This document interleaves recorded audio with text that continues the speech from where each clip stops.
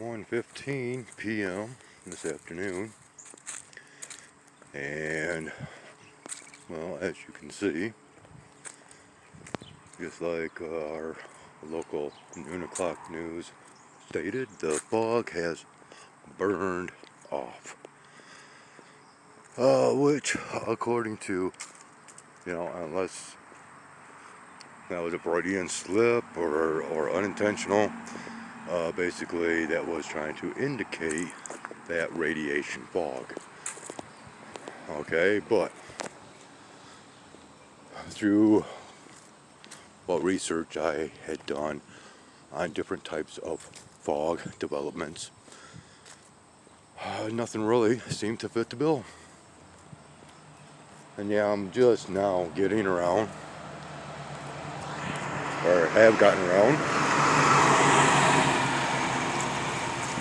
in order to do what I gotta do downtown here. And I have noticed that the last few days, man, my brain has been fogged big time. I've had a lot of crazy thoughts coming through, as well as in my head these freaking frequencies that I document every time that they occur. I write down on my calendar the dates in which these sounds hit my inner head, and they are not in my ears. I know this for a fact because I can be listening to music or watching videos with my headphones in, blocking out all the noise from outside, and I'm still hearing the sounds. And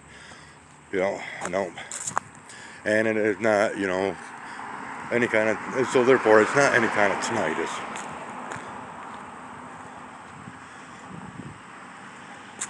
And well, these frequencies, okay, so Axel in comment form had replied to me because I had inquired about the frequencies that he gets hit by, and the piercing whine in the left ear. Oh yeah, that definitely catches your attention. But what I get and what I have to endure is this maddening sound of a combination of crickets, cicadas, and sparrows.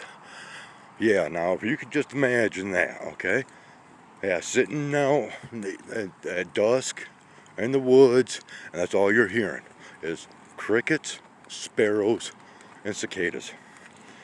And they're all kicking off at once. That's what I have in my head. Okay, so, and I'm already winded. This thing is like bloody hot, and there we go. Alright, I just looked up, and so yep, there we go. Now then, real quick, I guess maybe I am like way behind times on the topic of these banning of chemtrails over certain states, or that whole scenario taking place. Cool. Who'd they stop? Who was it that they banned from doing this? That's information. I've not yet gone out in search of this information, but this is information I'm very curious about, and I don't know how many viewers I got anymore, but if any one of you knows the specifics to that question and have a really good answer, let me know, because I'd like to know exactly who they took to court, because I've got my ideas of who is behind all of this stuff, as you now well know. But I'm down here, I gotta do this and that. We'll be back at some point. It's now currently 1:40 p.m. I have just returned and have just finished taking care of my purchases. Yeah, and on the way down there, I did not even get to the topic I actually wanted to talk about, but I guess there's still enough time for that. I can vaguely see formations, but for the most part, it's a white blue sky. It's always hard telling how this camera's going to see it though. And oh, I gotta get out of this. Yeah, okay, so I did catch the noon o'clock weather report today, and I guess over the next 2 days, areas in Michigan could possibly break yet again some heat records. From when, I don't know when these records were set. I don't know what years, but as far as these next 2 days and the dates thereof, it's possible we could be seeing heat temperatures exceed those previous records set. Yeah. Yeah, this walk, I mean, I am dripping sweat. I am rolling sweat right now. And yeah, so it's supposed to be quite warm today. Okay, so something else that I'd like to make mention about that fog situation is the factor that we are in the midst of a drought. Okay? Thereby, no moisture in the air. Okay?